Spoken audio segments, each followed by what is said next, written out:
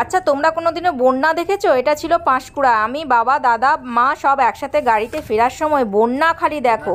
আসলে এখানে এখানে একটা ওই ড্যাম্প আছে, ড্যাম্পের জল দেখো, ওখানে ট্রাকটা পুরো মানে ডুবে গেছে।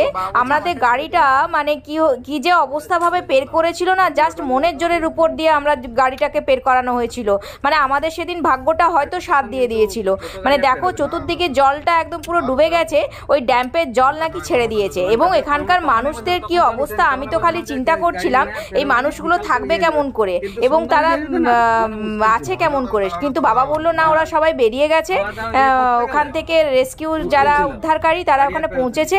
এবং দেখো কি পরিমাণ জল, দেখো কি পুরো রাস্তা ডুবে তো গেছেই, একতলা বাড়ি সম্পূর্ণ ডুবে গেছে।